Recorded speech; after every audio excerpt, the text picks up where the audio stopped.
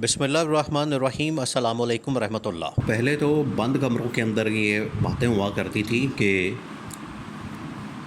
जो पाकिस्तान की इस्टेब्लिशमेंट है या जो मौजूदा इस्टेब्लिशमेंट है और उसके जो जर्नल हैं वो मशवरा देते हैं आर्मी चीफ को, जनरल आसिम को, कि पै जाओ, यानी कि इक़्तिदार के ऊपर कब्ज़ा कर लो और इस हुकूमत की छुट्टी करा दो और मुल्क के ऊपर जो है टेक ओवर कर लो, संभाल लो। ये बंद कमरों के अंदर बातें हुआ करती थी आज से 5 साल पहले, 10 साल पहले। और पाकिस्तान ने वैसे भी इस तरह की सिचुएशन और मार्शल लॉ भगते हुए, तो जब भी इस तरह की बात होती है तो मुल्क में तमाम लोगों के, वो चाहे साफ़ी हों, सियासतदान हों, ब्यूरोक्रेट्स हों, तमाम लोगों के कान खड़े हो जाते हैं।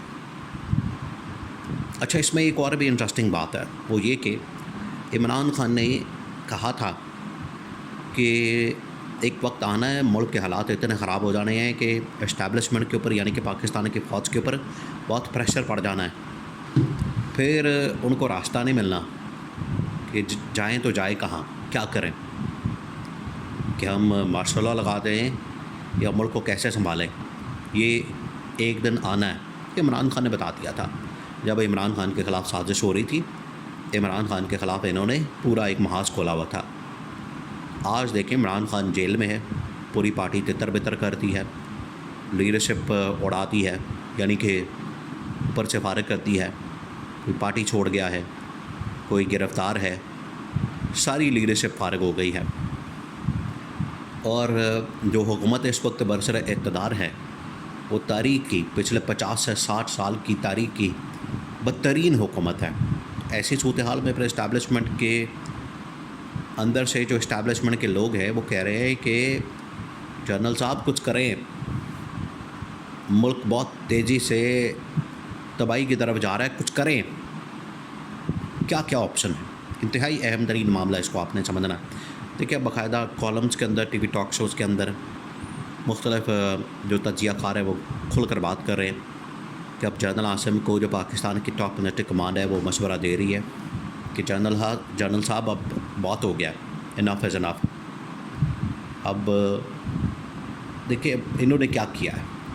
अभी 1-2 दिन पहले इन्होंने, जो पहला वर्किंग डे था, मंडे था, उसमें क्या किया, इन्होंने ऑर्डिनेंस पे ऑर्डिनेंस निकालने शुरू कर दिए। ये इस बात का सबूत है, ऑर्डिनेंस निकालना इस बात का सबूत है कि हम हुकूमत बिल्कुल फारिग हो गई है। हुकूमत के पास अब नंबर गेम पूरी नहीं है। हुकूमत के पास अब हुकूमत बस एक रबर स्टैम्प है। नैब लॉज के ऊपर ऑर्डिनेंस आया, इसके अलावा जजेस की तकर्री के ऊपर ऑर्डिनेंस आया। इससे आप अंदाज़ा कर सकते हैं कि ये एक डमी हुकूमत है। डमी लिटरली ये बात साबित करती है। जब भी ऑर्डिनेंस आते हैं ना किसी गवर्नमेंट के अंदर, तो आप समझ जाएं कि ये हुकूमत नहीं ला रही है, इसको डंडा आया हुआ है, ये कोई और दिलवा रहा है। और फिर सिचुएशन ये कि जब हुकूमत के पास नंबर गेम भी पूरा ना हो, उनके पास नंबर भी पूरे ना हो कि वो लॉ बना सकें, बिल बना सकें या 2/3 मेजॉरिटी से कोई अमेंडमेंट ला सकें। अब ऑर्डिनेंस पे तो ऑर्डिनेंस आ रहे हैं, हुकूमत नाकाम हो चुकी है और इस्टेब्लिशमेंट को अब मशवरे दिए जा रहे हैं। अब ये जो मशवरा दिया गया है मौजूदा आर्मी चीफ को, उनको कहा गया है, और ये टॉप मिलिट्री कमांड के 5-10 जो टॉप के जनरल हैं, उन्होंने ये कहा है कि जनरल साहब, हाथ से रेत की तरह मुल्क निकल रहा है, रेत की तरह। आप रेत को पकड़ें मुट्ठी में, वो आपके हाथ से निकलती जाती है, आप नहीं उसको पकड़ सकते। यही पानी, या पानी की भी मिसाल ले लें, तो ये उसकी तरह हाथ से निकल रहा है, हालात निकल रहे हैं, कंट्रोल में नहीं है। तो चीज़ें इससे पहले कि आउट ऑफ कंट्रोल हो जाएं, 2 ऑप्शन हैं। या तो आप डायरेक्ट टेक ओवर कर लें, कंट्रोल कर लें और मुल्क संभाल लें और मुल्क खुद चलाएं, और ये तो अब हो नहीं सकता। ये तो अब हो नहीं सकता कि ख़ुद टेक ओवर कर लें और हालात के ऊपर कब्ज़ा कर लें। अब ये वो वक्त नहीं है कि डायरेक्ट आप कंट्रोल कर लें, टेक ओवर कर लें, मार्शल लॉ लगा दें लास्ट जो पाकिस्तान के अंदर माशाल्लाह लगा है वो मुशर्रफ के टाइम पे लगा, और मुशर्रफ ने 2008 में जब इस्तीफ़ा दे दिया तो उसके बाद कहानी ख़त्म हो गई। फिर 2008 से आज 24 चढ़ गया, आज 24 है, जून चढ़ने वाला है, यानी कि ये तकरीबन हो गए हैं 16 साल हो गए हैं पाकिस्तान को मार्शल लॉ के बगैर। अब एक हाइब्रिड सिस्टम तो चल रहा है।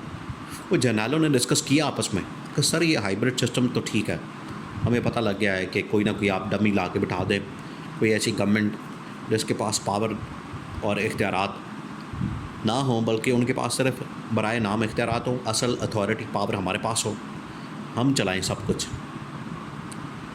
तो ये तो करके देख लिया हमने, पिछले 2.5 साल से ये मॉडल चला लिया, ये तो कामयाब नहीं हुआ। PDM पार्ट 1, फिर निगरान हुकूमत, और अब पार्ट 2।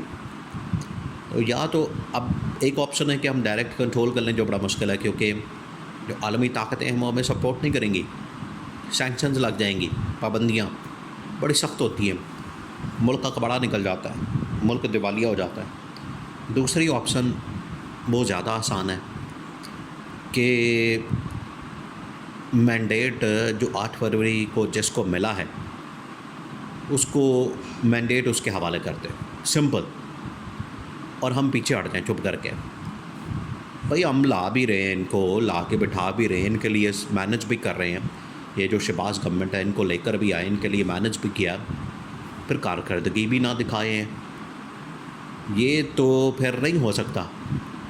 फिर मैंडेट वाली हुकूमत होगी, आवाम जाने हुकूमत जाने, हमारा बीच में कोई काम नहीं होगा। हम अपनी ये जो पॉपुलैरिटी हमारी कम हो रही है, साख हमारी मुतासर हो रही है, और हमारे ऊपर जो है प्रेशर आ रहा है, कम से कम हमारे ऊपर तो प्रेशर नहीं होगा कि ये इस्टेब्लिशमेंट के लाए हुए लोग हैं, ये इस्टेब्लिशमेंट ने, ये तो होगा कि अवाम ने, भाई अवाम ने चुना है, अवाम ने मुंतखब किया है, अवाम अब 5 साल पूरे हो गए हैं, अवाम अपना फ़ैसला सुना दें, इनको घर भेज दें, और इस्टेब्लिशमेंट सिर्फ फोकस करे अपनी इंटरनल सिक्योरिटी, एक्सटर्नल सिक्योरिटी और ये तमाम चीज़ें। तो ये 2 ऑप्शन जो हैं वो आर्मी चीफ़ के सामने रखती हैं, जनरल आसम के सामने रखती हैं कि सर ये सूरत हाल है। अब आपको पता है अभी नई नई प्रमोशन बहुत सारे जर्नलों की हुई है, नए नए चेहरे आए हैं, उन्होंने सारा स्टडी किया, देखा, और नई नई स्ट्रैटेजी वो सामने टेबल पर रख रहे हैं। अभी मज़ीद आने वाले दिनों में कुछ नई टीम आनी है, तो स्ट्रैटेजी में चेंज आनी, हिकमत अमली में चेंज आना, तो ऑटोमेटिकली हालात बेहतर हो जाने, और आखिरकार अगले महीने 2 महीने में इनको जाना पड़ेगा 8 फरवरी के मैंडेट की तरफ, जो कि इमरान खान का है, और इमरान खान को हुकूमत आखिरकार देनी पड़ेगी।